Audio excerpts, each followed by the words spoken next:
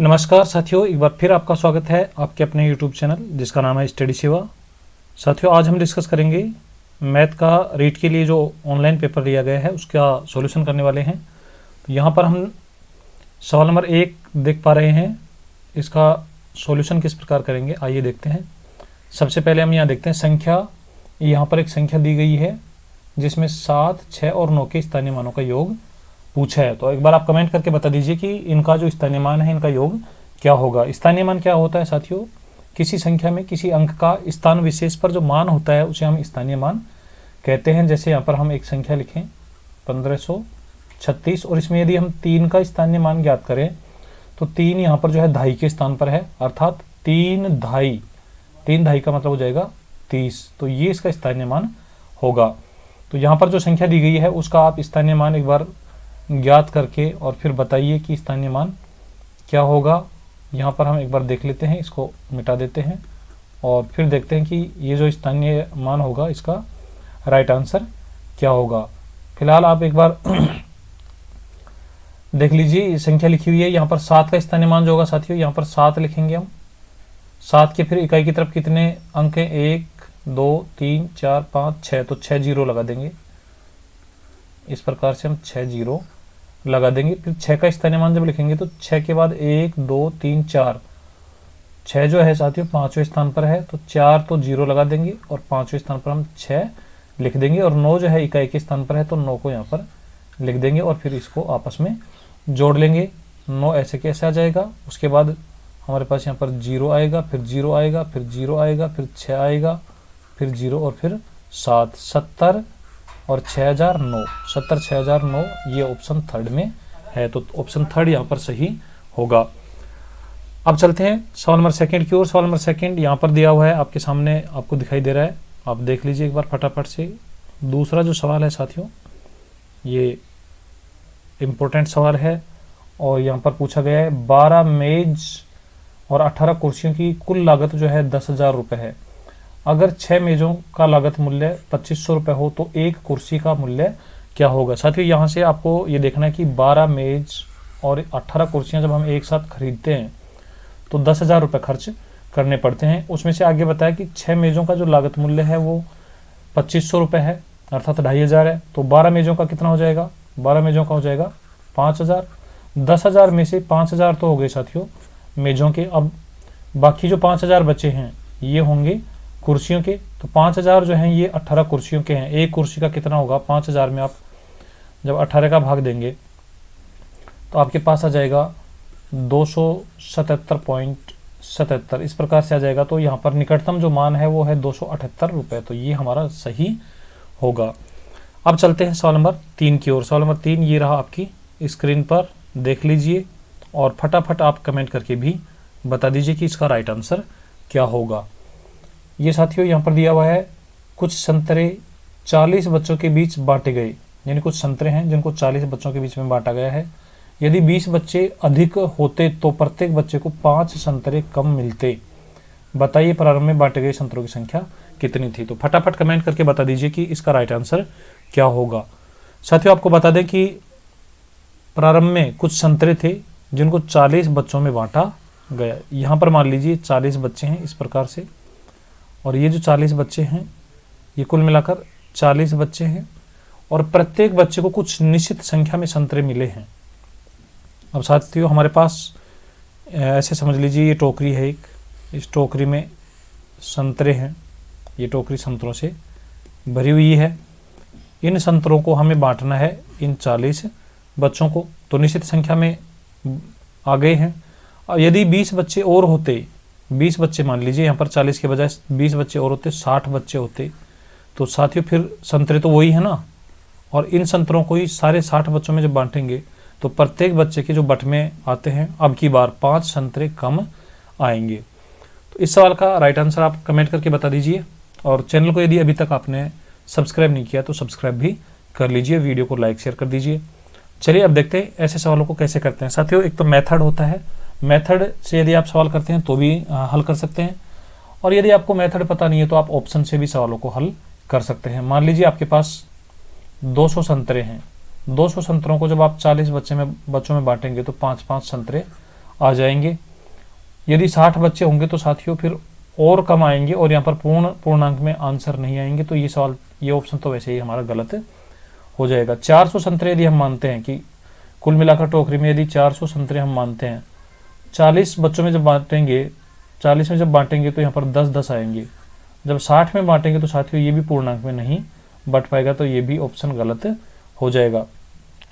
यदि हम संतरों की संख्या 300 मानते हैं, 300 संतरे यदि यहाँ पर मानते हैं और 40 बच्चों में बांटते हैं तो साथियों पूर्णांक में नहीं बटेगा। तो ऑप्शन हमारे पास 600 बचा है। अब 600 को कैसे चेक करेंगे कि मान लीजिए यहाँ पर संतरों की जो संख्या है 600 थी, जब 40 बच्चों में बांटते हैं तो साथियों यहाँ पर प्रत्येक बच्चे के बट में आएंगे 15 संतरे, और यदि हम 60 बच्चों में बांटते हैं तो प्रत्येक बच्चे के बट में आएंगे 10 संतरे, तो कम हो गए 5। यही हमारा सवाल कह रहा है। तो इस प्रकार से हम ऑप्शन 4 को हम सही कर पाएंगे। ये तो था हमारा ऑप्शन मेथड। यदि आपको यदि इसका मेथड आता है तो आप प्रॉपर जो मेथड है साथियों उससे भी कर सकते हैं। एक बार देख लीजिए, इसको मैं इरेज कर देता हूँ और उसके बाद में साथियों हम इसका जो मेथड है उससे भी सवाल को हल कर पाएंगे। लेकिन ऑप्शन से समझाने से मेरा तात्पर्य ये था कि यदि एग्जाम में आपको कोई सवाल नहीं भी आता है तो भी ऑप्शन से आप ऐसे सवालों को हल कर सकते हैं। तो यदि आपके पास एग्जाम में पर्याप्त टाइम है तो आप किसी भी सवाल को छोड़े नहीं साथियों। गणित का सवाल ऑप्शन से भी किया जा सकता है। अब देख लीजिए, 40 बच्चे हैं और प्रत्येक बच्चे को बराबर बराबर, यानी मान लीजिए हम x संतरे बांट रहे हैं, तो हमारे पास 40 बच्चे हैं, प्रत्येक बच्चे को हमने x संतरे बांटे। इसका मतलब हमारे पास ये जो टोकरी है इसमें कुल कितने संतरे हैं? 40x। 40 बच्चों को x बांट दी। अब यदि बच्चों की संख्या 20 अधिक होती, यानी बच्चे 60 होते, तो प्रत्येक बच्चे के बट में 5 संतरे कम आते, अर्थात अब जो बच्चे हैं उनको मिलता x - 5। तो ये वाला जो है इसका मान भी साथियों यही है और इसका मान भी यही है। तो इन दोनों को हम आपस में बराबर कर सकते हैं, अर्थात 40x बराबर कर सकते हैं हम 60 और इंटू में x - 5। जब करेंगे तो ये 40x होगा और यहाँ पर साथियों 60x - 60 को जब 5 से इंटू करेंगे तो ये हो जाएगा 300। पक्षांतरण जब करेंगे तो ये 60x जब बाईं तरफ आएगा तो माइनस का 20x बच जाएगा। 20x बराबर हो जाएगा माइनस के 300, तो माइनस से माइनस कैंसिल हो जाएगा।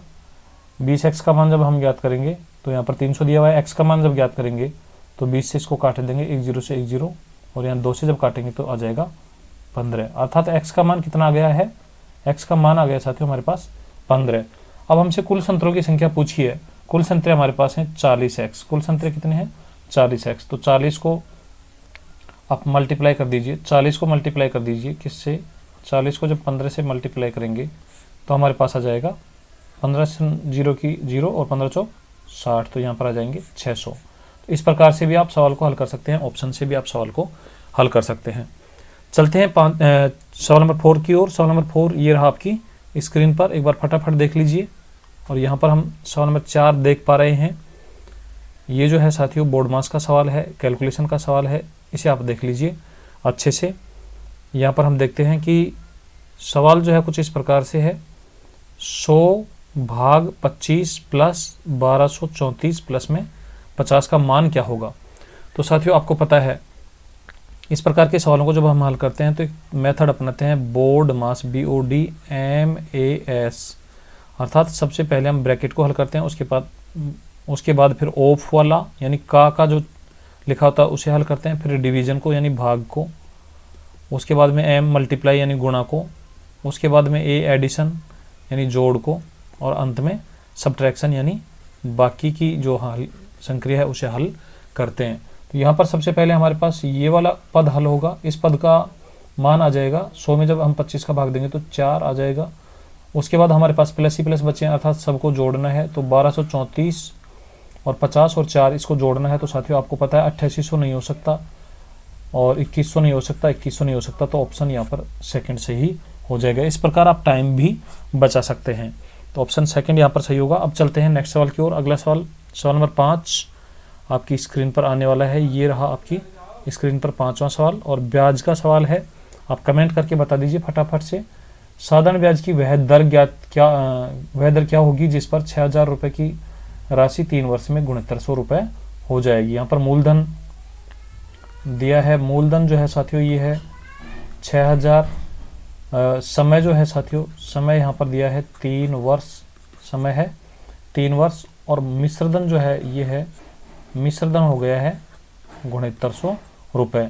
तो ब्याज कितना हुआ साथियों, ब्याज हो गया है 900 रुपये। तो अब इसका दर हमें ज्ञात करनी है, दर हमें ज्ञात करनी है।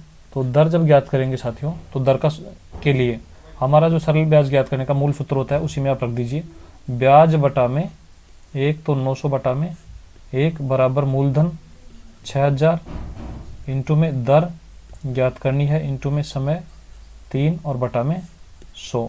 इसे जब हल करेंगे तो 2 जीरो से 2 जीरो कैंसिल हो जाएंगी, या 6 तिया 18 है और 18 को जब एक साथ यहाँ से काटेंगे तो 18 पंजो 90। इस प्रकार से 1 जीरो से ये 1 जीरो कट जाएगा तो आर हमारे पास आ जाएगा, आर बराबर आ जाएगा 5%। तो ऑप्शन फर्स्ट यहाँ पर सही होगा। अब चलते हैं सवाल नंबर 6 की ओर। सवाल नंबर 6 आपके सामने है और इसको आप एक बार पढ़ लीजिए और कमेंट करके अपना आंसर हमें बता दीजिए। यदि मूलधन और 5 वर्षों के ब्याज का अनुपात 10:3 हो तो ब्याज की दर क्या होगी। दर आपसे पूछी है साथियों। यहाँ पर मूलधन दिया हुआ है, मूलधन है 10, समय है 5 वर्ष और फिर हमें दिया है ब्याज जो है साथियों ये है 3, दर हमसे पूछी है। तो दर यहाँ पर हम ज्ञात कर पाएंगे ब्याज 3 बटा में 1 बराबर मूलधन 10 इंटू में समय 5 इंटू में दर, तो दर के स्थान पर आर रख देंगे बटा में 100 लगा देंगे।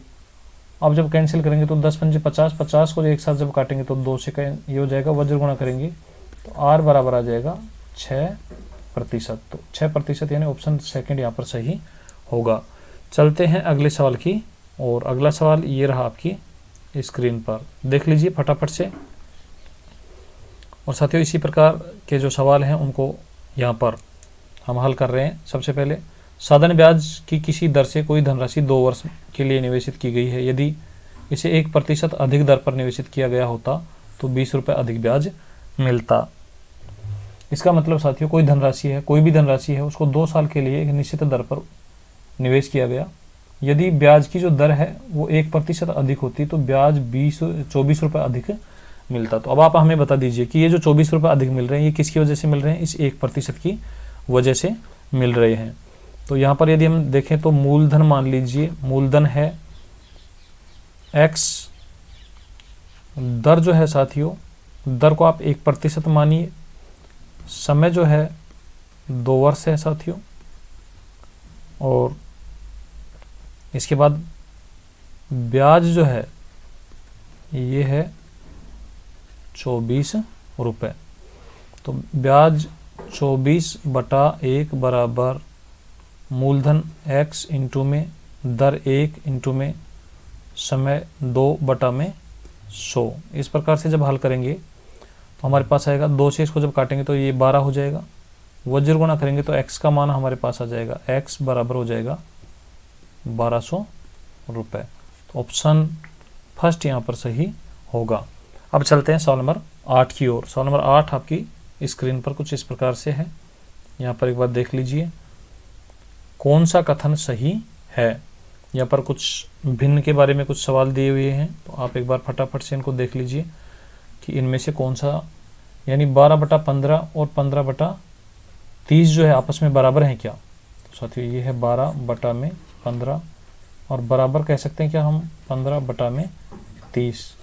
नहीं कह सकते साथियों, क्योंकि 15/30 का मतलब होता है 1/2 और 12/15 का मतलब 1/2 नहीं होता है। इसी प्रकार 3/5 और 9/15, 3/5 बराबर 9/15, ऐसा कह सकते हैं क्या, बिल्कुल कह सकते हैं। इसको जब हल करेंगे, इसको जब सरल करेंगे तो ये भी 3/5 ही होगा। तो ऑप्शन सेकंड यहाँ पर सही हो जाएगा। अब चलते हैं सवाल नंबर 9 की ओर। सवाल नंबर 9 भी एक सिंप्लीफिकेशन का सवाल है और काफ़ी इंटरेस्टिंग सवाल है। यहाँ पर जब देखेंगे किसी संख्या के 60% का 3/5वां भाग जो है 36 है, वह संख्या क्या है। मान लीजिए वो संख्या x है, x का साथियों 60% का मतलब तो 60/100 लिख दीजिए, प्रतिशत का हटा देंगे तो का अर्थ होता है गुणा, 3/5 लिख दीजिए। ऐसे कैसे, भाग जो है 36 है तो यहाँ पर 36 लिख देंगे, बटा में 1 लगा दीजिए। x का मान ज्ञात करना है, x का मान आप ज्ञात कर दीजिए। x का मान कैसे ज्ञात करेंगे साथियों, यहाँ पर आप देख लीजिए, इस 0 से ये 0 कैंसिल हो जाएगा। 6 को जब 3 से इंटू करेंगे तो 18 होंगे, और 18 को जब एक साथ हम किससे 36 से काटेंगे तो 2 बार कैंसिल हो जाएगा। यहाँ पर जब देखेंगे तो x के बटा में है 10 गुणा में 5 यानी 50, और जब वज्र गुणा करेंगे तो साथियों x बटा में लिखा हुआ था 50 बराबर लिखा हुआ है 2/1। x का मान जब ज्ञात करेंगे तो x बराबर आ जाएगा 100। तो ये जो हमारी संख्या होगी ये हो जाएगी 100। ऑप्शन फर्स्ट यहाँ पर सही होगा। अब चलते हैं सवाल नंबर 10 की ओर। सवाल नंबर 10 ये रहा आपकी स्क्रीन पर, फटाफट से देख लीजिए। और यदि साथियों आपने वीडियो को अभी लाइक नहीं किया तो लाइक कर दीजिए, शेयर कर दीजिए और चैनल को सब्सक्राइब भी कर लीजिए, क्योंकि आपका एक लाइक साथियों हमें मोटिवेशन देता है। यहाँ पर हम थोड़ा पेन जो है इसकी इंक बदल लेते हैं, देख लीजिए। यहाँ पर भिन्न दी हुई हैं, 2/7, दूसरी 1/3, तीसरी है 5/6 और चौथी भिन्न है 3/4। और फिर पूछा है सबसे बड़ी भिन्न कौन सी है। तो साथियों भिन्नों में सबसे बड़ी, सबसे छोटी या इनको आरोही अवरोही क्रम में जमाने के लिए आपको क्या करना है, बिल्कुल सिंपल मेथड बता रहा हूँ। सबसे पहले यहाँ पर ऊपर इन संख्याओं को थोड़ा बड़ा कर लीजिए, तो 10 से गुणा कर देंगे सभी को, यानी 1-1 0 लगा देंगे। अब भाग दे लीजिए, 7 का भाग जब 20 में देंगे तो 3 बार नहीं जाएगा, 2 पॉइंट और कुछ मान लीजिए 8-9 के आसपास आएगा, अनुमान हम लगा रहे हैं। 3 का भाग जब इसमें देंगे तो 3.3 इस प्रकार से आएगा। 6 का भाग जब 50 में देंगे तो 8 पॉइंट और फिर कुछ आएगा। 4 का भाग जब 30 में देंगे तो 7 पॉइंट कुछ आएगा। इसका मतलब सबसे बड़ा कौन सा वैल्यू आया, 8। तो ये 5/6 है, ये भिन्न सबसे बड़ी हुई। ऑप्शन सेकंड यहाँ पर सही होगा। चलते हैं अगले सवाल की ओर। अगला सवाल ये रहा आपकी स्क्रीन पर, सवाल नंबर 11। कुछ हम आगे बढ़ गए हैं तो वापस से देख लीजिए। सवाल नंबर जो 11 है साथियों, इसको हम देख लेते हैं एक बार फटाफट से, और काफ़ी इंटरेस्टिंग सवाल है। यहाँ पर देख लीजिए, 2 संख्याएं हैं और साथियों 2 संख्याओं का जो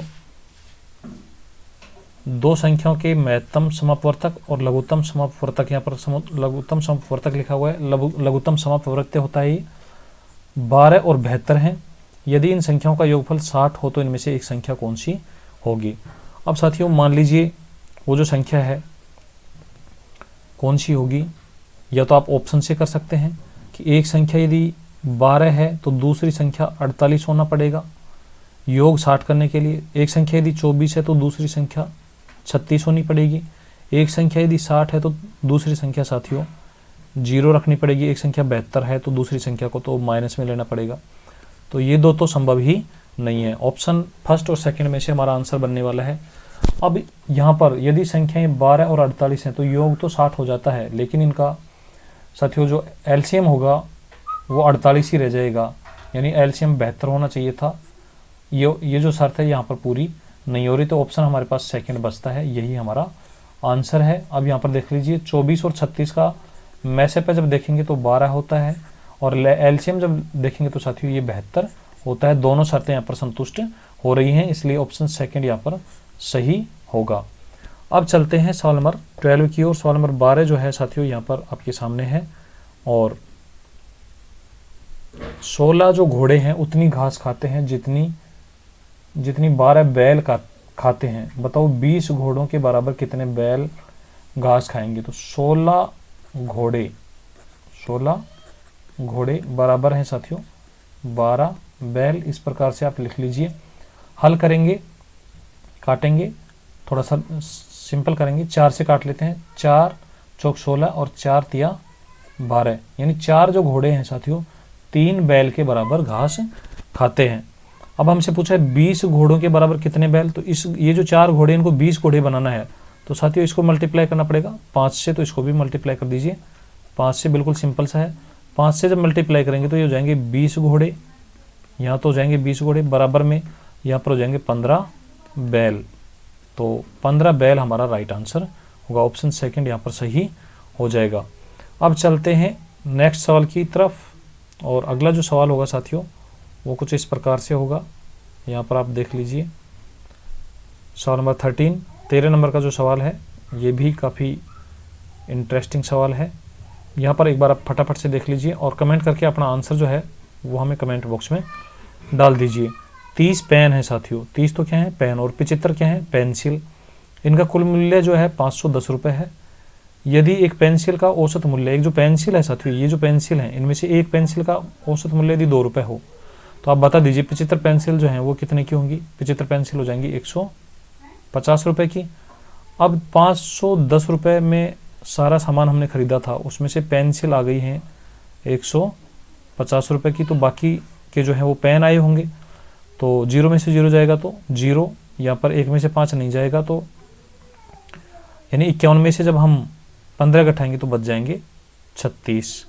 यानी ये 360 रुपये हैं, ये केवल पेन के लिए हैं साथियों, ये आपको समझ में आया होगा। तो 30 पेनों के 360 रुपये है, तो एक पेन का कितना होगा, हम 30 का भाग दे देंगे, यहाँ से 1 0 से 1 0 कट जाएगी, और 3 से जब इसको काटेंगे तो ये 12 बार कट जाएगा, अर्थात एक पेन का जो मूल्य होगा वो हो जाएगा 12 रुपये। ये यहाँ पर सही होगा, ऑप्शन 4 यहाँ पर सही होगा। अब चलते हैं अगले सवाल की ओर। अगला सवाल ये रहा आपकी स्क्रीन पर, सवाल नंबर 14 देख लीजिए। 30 संख्याओं का औसत 12 है। 30 संख्या हैं साथियों, इनका जो औसत है वो 12 है। इसका मतलब क्या हुआ, इसका मतलब ये हुआ कि हर संख्या 12 हम मान लें, 12 12 12 12, इस प्रकार से हम कितनी संख्या मानेंगे 30। तो साथियों इनका योग कितना हो जाएगा, इनका योग हो जाएगा 30 इंटू में 12। और ये हमारा जो पेन है थोड़ा सा इसकी साइज़ बड़ी होने की वजह से बार बार अटक रहा है। इनका योग कितना हो जाएगा साथियों, योग देख लीजिए, 12 36 360, योग हो जाएगा 360। अब ये जो 30 संख्याएं हैं इनमें से प्रथम 20 संख्याओं का औसत 11 है। तो 20 संख्याओं का औसत 11 होने का मतलब हर संख्या 11 11 है, तो 20 संख्याओं का जब औसत 11 है तो 11 दूना 22, इनका योग हो जाएगा 220। अगली 9 संख्याओं का औसत 10 है, यानी 360 हमारे पास जो टोटल योग था, इसमें से प्रथम 20 संख्याएं कितनी हैं 220। अगली 9 संख्याओं का जो औसत है वो 10 है, यानी योग हो जाएगा 90। तो 29 संख्याओं का योग कितना हो गया, 0 11 का 1 अंशिल 1 310। 360 टोटल 30 संख्याएं हैं, उनमें से प्रथम 29 संख्याएं 310 हैं, तो अंतिम संख्या कौन सी होगी 50। तो ऑप्शन 4 यहाँ पर सही हो जाएगा, ऑप्शन 4 यहाँ पर सही हो जाएगा। अब चलते हैं अगले सवाल की ओर। अगला सवाल ये रहा आपकी स्क्रीन पर, फटाफट से एक बार आप देख लीजिए। फटाफट जब आप देखेंगे तो यहाँ पर हम चलते हैं अगले सवाल की ओर। साथियों अगला सवाल जो है सवाल नंबर 15 ये रहा, काफ़ी महत्वपूर्ण सवाल है, बहुभुज का सवाल है। एक समभुज की 8 भुजाएं हैं, प्रत्येक बहिष्कोण कितना होगा। 8 भुजाएं कैसे होती हैं साथियों, ये आप देख लीजिए। ये हमारा एक बहुभुज है। बहुभुज क्या होता है, 3 से अधिक भुजाओं से बनी बंद आकृति बहुभुज कहलाती है। इसमें 8 भुजाएं हैं। कोई भी बहुभुज हो, चाहे वो त्रिभुज हो, चतुर्भुज हो, पंचभुज हो, षटभुज हो, सप्तभुज हो, अष्टभुज हो, कोई भी बहुभुज हो, बहिष्कोणों का जो योग होता है साथियों, बहिष्कोणों का जो योग होता है वो सभी के लिए 360 होता है। तो 360 यहाँ पर कोण कितने हैं अष्टभुज में 8 जो बहिष्कोण है उनका योग है 360। तो प्रत्येक का मान कितना होगा, प्रत्येक का मान ज्ञात करने के लिए हम इसमें 8 का भाग दे देंगे। 8 चौक 32, बच गए 4, 40 हो जाएंगे, 8 पंजो 40, 45 डिग्री प्रत्येक जो बहिष्कोण का मान होगा साथियों ये होगा 45 डिग्री। चलते हैं अगले सवाल की, और अगला सवाल ये रहा आपकी स्क्रीन पर, फटाफट से देख लीजिए। और काफ़ी ये ज्यामिति का सवाल है, इम्पोर्टेंट सवाल है। यहाँ पर दिए गए चित्र में कोण BOC की माप निम्नलिखित में से कौन सी होगी। यहाँ पर आपको साथियों एक कोण दिया हुआ है, आपको पता है ये एक सरल कोण है, इस पर जो कोण होते हैं उनका मान 180 होता है। तो ये वाला जो कोण है ये 85 डिग्री दे रखा है। इसके बाद यहाँ पर जो कोण है ये 36 डिग्री दे रखा है। तो साथियों यहाँ से यहाँ तक का टोटल 180 है, इसमें से 85 और 36 आप जोड़ लीजिए, 85 और दूसरा है 36, 121। तो 180 में से 121 आप गठा दीजिए, बच जाएंगे 59। तो 59 हमारा राइट आंसर होगा, ऑप्शन 4 यहाँ पर सही होगा। चलते हैं अगले सवाल की। और अगला सवाल ये रहा आपकी स्क्रीन पर, ये भी ज्यामिति का सवाल है और काफ़ी इंपॉर्टेंट सवाल है, पूछ लिया जाता है, सीधा फॉर्मूले पर आधारित है। दिए गए त्रिभुज ABC में AP ये वाली जो भुजा है साथियों, इसकी बात कर रहे हैं। कोण BAC इसका समद्विभाजक है तथा AQ ये वाली जो भुजा है BC पर लंब है, इस पर लंब है। तो कोण PAQ ये वाला हमसे कोण पूछा है। इसके लिए आपको कुछ नहीं करना, इस प्रकार जब ये कंडीशन देता है तो कोण PAQ या कोण X जो भी दे उसका मान होता है हमेशा कोण A माइनस कोण C और बटा में 2। इन दोनों कोणों का मान जिनका हमें दिया हुआ है इनका अंतर करेंगे। 75 में से जब हम 35 कम करेंगे तो 35 जब घटाएंगे तो साथियों ये बचेगा 40 और इसमें जब 2 का भाग देंगे तो आ जाएगा 20। तो इस सवाल का जो राइट आंसर होगा वो होगा 20 डिग्री। फर्स्ट ऑप्शन यहाँ पर सही होगा। अब चलते हैं नेक्स्ट सवाल की ओर। अगला सवाल ये रहा आपकी स्क्रीन पर। यहाँ पर वृत्त से संबंधित एक सवाल है, इसको आप देख लीजिए। किसी वृत्त की परिधि और व्यास का अंतर है जो 90 सेंटीमीटर है, वृत्त की त्रिज्या ज्ञात करनी है। साथियों आपको पता है ये वृत्त है, ये वृत्त का केंद्र है और ये इसकी त्रिज्या होती है। ये पूरा जो घेरा है ये इसकी परिधि है। परिधि का जो सूत्र होता है वो होता है 2πr। त्रिज्या को बोलते हैं हम r, व्यास को बोलते हैं 2r। व्यास को क्या बोलते हैं 2r ये हो गया व्यास। इन दोनों का जो अंतर है साथियों ये है 90 सेंटीमीटर। अब हम त्रिज्या ज्ञात करेंगे। तो त्रिज्या ज्ञात करने के लिए या तो आप फॉर्मूले का यूज कीजिए या फिर आप ऐसे भी ज्ञात कर सकते हैं कि यदि त्रिज्या 21 सेंटीमीटर मान लें तो यहाँ से परिधि का मान ज्ञात कर लीजिए 2πr लगा के और फिर 2r कर दीजिए, अंतर कर लीजिए, 90 सेंटीमीटर आ जाना चाहिए। वही ऑप्शन हमारा राइट होगा। या फिर हम क्या करेंगे, यहाँ पर फॉर्मूला लगाएंगे। फॉर्मूला कैसे लगाएंगे, 2πr माइनस 2r बराबर है 90 सेंटीमीटर। यहाँ से कॉमन ले लेंगे और एक बार हम इरेज कर लेते हैं, थोड़ा सा इरेज कर लेते हैं साथियों। उसके बाद हम यहाँ पर देखने वाले हैं कि ये जो सवाल है इसको हम कैसे हल करेंगे। एक बार अब देखते हैं। अब आप एक बार देख लीजिए, यहाँ पर हमने देखा 2πr माइनस 2r बराबर है 90 सेंटीमीटर। 2πr में 2r यहाँ कॉमन ले लेंगे तो बचेगा पाई माइनस 1 बराबर हो जाएगा 90 सेंटीमीटर। 2r यहाँ पर जब मान रखेंगे 22 बटा में 7 माइनस 1 बराबर 90। इसके बाद साथियों जब हम आगे इसकी कैलकुलेशन करेंगे तो 22 बटा 7 माइनस 1 जब करेंगे, इसको जब हल करेंगे तो 7 कॉमन एलसीएम आ जाएगा और 22 में से 7 घटेंगे तो 15 बचेगा। यानी हमारा जो यहाँ पर देख लेते हैं, यहाँ पर 2r 15 बटा 7 और बराबर हो जाएगा 90। 15 से काटेंगे तो ये 6 बार कट जाएगा, वो जरूर गुणा करेंगे तो 42 हो जाएगा। 2r का मान हो जाएगा 42, तो r का मान हो जाएगा साथियों 21। तो ऑप्शन फर्स्ट यहाँ पर सही हो जाएगा।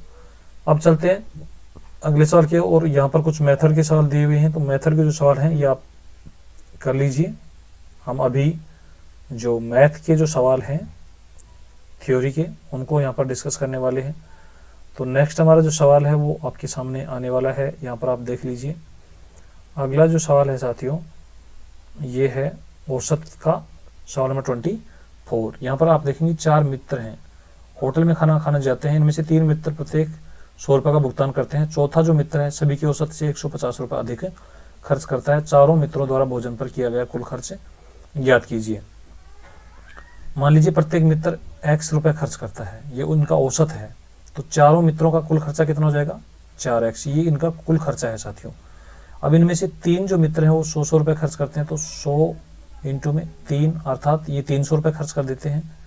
तो 300 रुपये तो 3 मित्रों ने खर्च कर दिया। फिर चौथा जो मित्र है वो सभी के औसत से, सभी का औसत लिया था हमने x, इससे 150 रुपये अधिक खर्च करता है, यानी x प्लस में 150 रुपये। ये चौथा मित्र है और ये 3 मित्र हैं।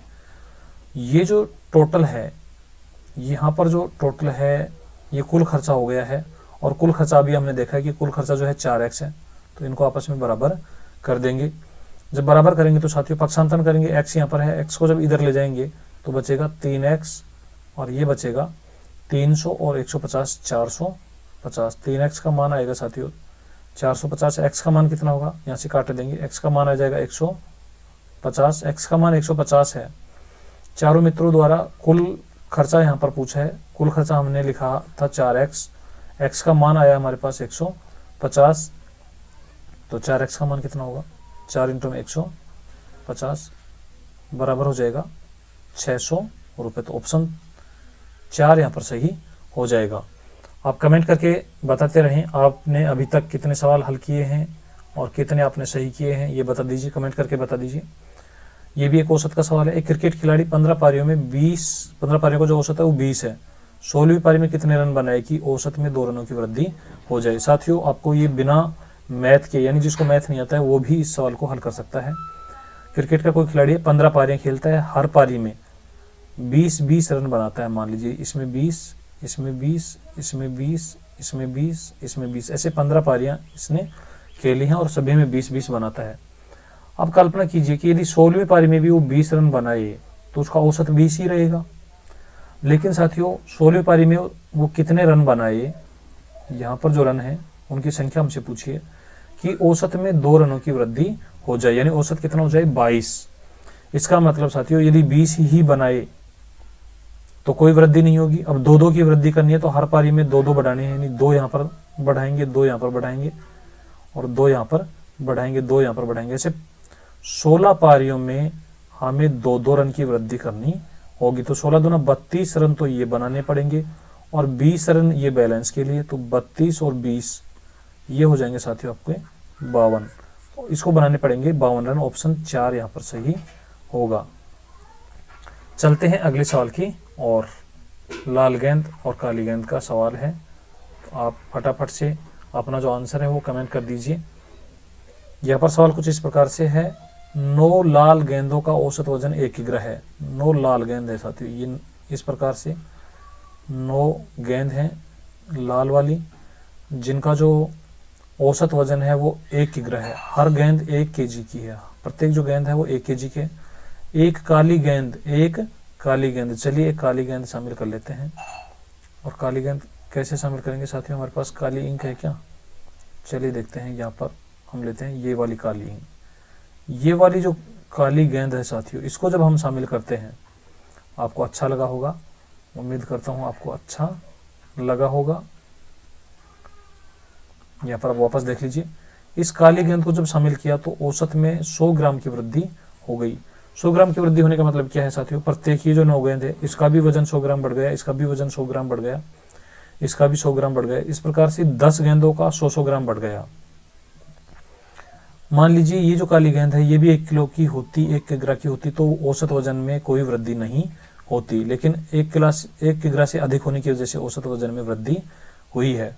अब हम क्या करेंगे कि 1 किलो की होती तो कोई वृद्धि नहीं होती, अब 100 ग्राम की वृद्धि हुई है 10 पर, इसका मतलब 1 किलो की वृद्धि हो गई है, तो ये बढ़ाने के लिए इसका मतलब जो काली गेंद है ये है 2 किग्रा की। इसका आंसर आएगा ऑप्शन 4 यहाँ पर सही हो जाएगा। तो साथियों ऐसे कर सकते हैं, आप चाहें तो इसको मेथड से भी कर सकते हैं कि 9 लाल गेंद हैं, प्रत्येक का औसत वजन 1 किग्रा है, तो इनका कुल वजन हो गया 9 केजी। अब एक काली गेंद समूह में शामिल कर ली, तो अब गेंदों की संख्या हो गई है 10 और वजन हो गया है 1.1 किग्रा। तो इसका टोटल हो जाएगा 11 केजी। अब वजन है 11 केजी, पहले वजन था 9 केजी, इसका मतलब 2 केजी बढ़ा, और 2 केजी जो बढ़ा वो किसकी वजह से बढ़ा? काली गेंद की वजह से। तो ये था हमारा सवाल नंबर 26। अब आगे देख लेते हैं कि और जो सवाल हैं वो मेथड के ही हैं या फिर इस प्रकार का और भी कोई सवाल है। यहाँ पर हमने देखा ये सभी जो सवाल हैं ये मेथड के हैं, आप इनको कर लेंगे आराम से, कोई समस्या नहीं है। चलिए साथियों, आज के लिए इतना ही। आपको ये सेशन कैसा लगा और आप कमेंट करके जरूर बताएं, और रीट से संबंधित आप किस प्रकार के वीडियो चाहते हैं ये भी आप कमेंट करके बता दें, ताकि उन्हीं टॉपिक से हम वीडियो बना पाएं। चलिए मिलते हैं एक नए सेशन के साथ, नए टेस्ट के साथ। तब तक आप पढ़ते रहिए, बढ़ते रहिए। जय हिंद, जय भारत।